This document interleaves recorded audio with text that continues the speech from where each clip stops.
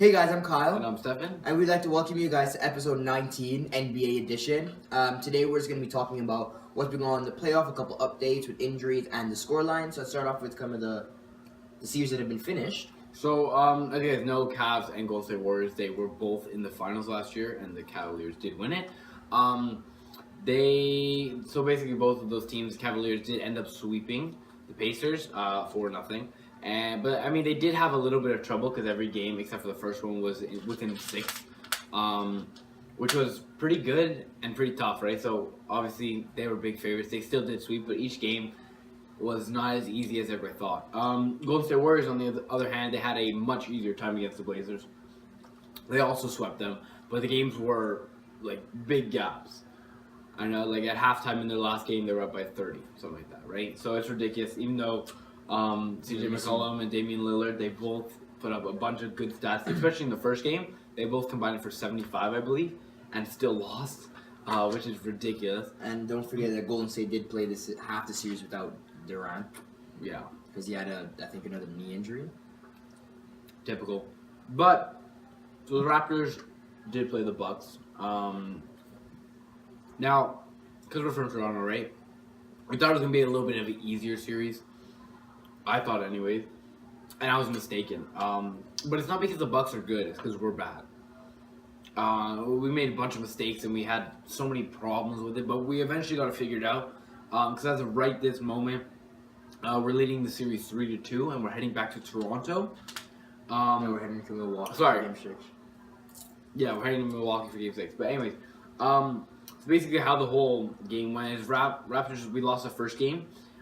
Mainly with the contribution of Lowry. He didn't really give one. He had 4 points.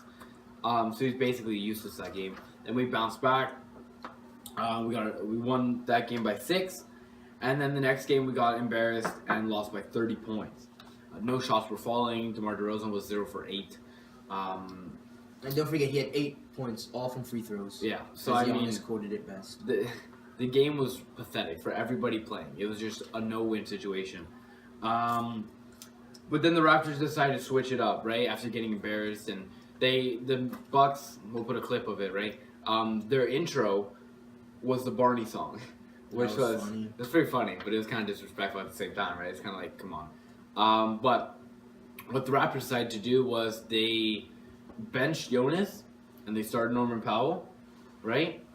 And I think that was a very good decision, obviously, because we've won the next 2 games. Norman had 12 points the first game, and then 25 in the second game, and he really showed up that game. And this also helps because Jonas Valanciunas, before he was, he figured, he's like, yo, I got the starting role, it's fine, no one's gonna, whatever, right? Ibaka was obviously a little bit of a threat to him, but now that he's been benched in the playoffs, he has something to prove, right? Because or else he's gonna be traded, he's gonna go somewhere else. And it's good to see him because now he's getting better, he's getting more boards, and he has to, or else he's gone, in my opinion. And I think that this is a good kick in the ass that you have to, you have to stay with, or else you're gone. Talk about one of your series. So the other matchup in the West, between the Clippers and the Jazz, the 4th and the 5th seed, this is expected. They're supposed to be, probably out of all the series, most likely to go to Game 7. It's currently tied 2-2 with the Jazz grabbing the Game 1 and the Game 4 victories. But I mean, I like the Indiana and Cleveland series. All 4 games have been decided within 10 points. So it really shows that both teams have been, they're fighting in it. But the main problem for both teams when they lost is that they always, one player dominated. For example, in Game 4, Joe Johnson dominated the 4th quarter. Game 3 was Chris Paul. Mm-hmm. So it shows that in the 4th quarter, the teams are not buckling down on the star players for that team.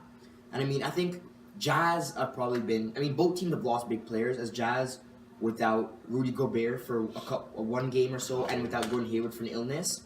But unfortunately for the Clippers, they're probably their best performer so far, second best performer of the series. Blake Griffin is injured for the rest of the playoffs. So they're basically going to lose. It's over. But I mean, even if they don't make it past, they're losing to Golden State. So. Exactly. So I mean, unfortunately for them, but I mean the series it's alive 2-2. I think it's coming back. It's going to the LA when they do play Game 5. So I mean, hopefully the Clippers can get another win. But at the same time, Jazz also looking for the third one. So another series that I want to talk about, the Rockets and OKC. It's a fairly, I don't want to say boring series, but the score's 3-1 for the Rockets.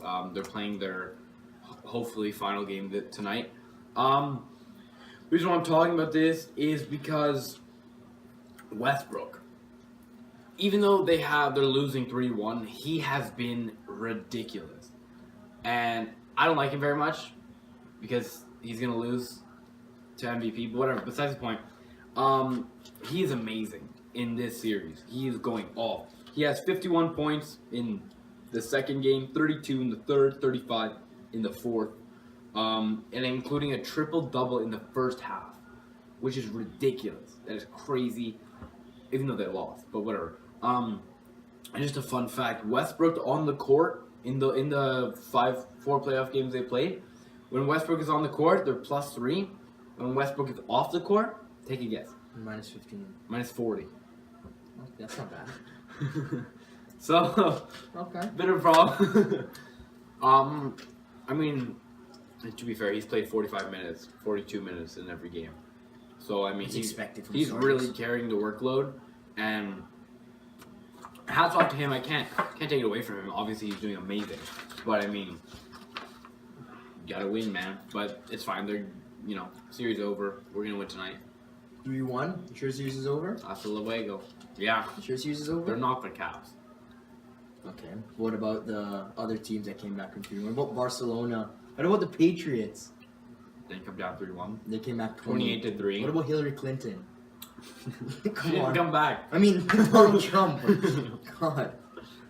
So, the other matchup, and this is the other 1-8. I mean, usually expect these ones to be wrapped up, 4 or 5 games, but instead, it's been, right now the series is tied 2-2 with the Bulls and the Celtics. So the Bulls did get both games I forgot the name, but TD Garden, and then the Celtics won both games at the United Center.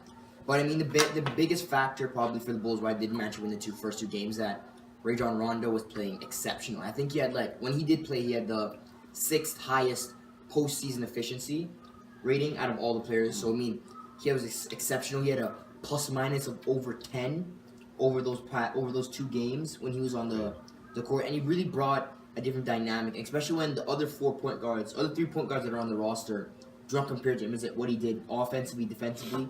And you could tell because now that he's not there, they've lost 2 in a row. Exactly. And it's funny because home court advantage obviously means nothing to these 2 teams, right? They both lost. Because they both got swept so in their home. At this rate, the Bulls could possibly win in 7. But I mean, I think they've tried Jerian Grant at point guard, MCW at point guard. So in Game 5, which is going to be played on the 26th, would be tomorrow night when we're recording, they're going to try Isaiah Cannon, who came off the bench and had a very efficient game in Game 4. Can't replace Rajon. You can't play Rajon, but I mean, he's the closest, on the roster. The other players, he's the next closest thing that we're hoping for. And even for the Celtics, they do have some hardships as their best player is battling with an emotional and mental breakdown. I mean, not breakdown, but he said he's not really here emotionally, mentally. Yeah. So, I mean, both teams have their adversities. And disadvantages as well, exactly. Right? So, but one series that I thought, and I know everybody else thought, I had a bit of suspicion, but anyways, the Spurs and the Grizzlies.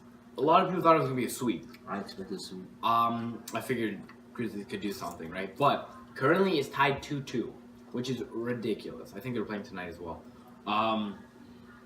So the Grizzlies, they put on an amazing show at home, won 2 in a row. And Marc Gasol and Mike Conley, they took the team on their backs, and they really. Which is expected. Well, you're supposed to do that, but I mean, they really showed up in those games.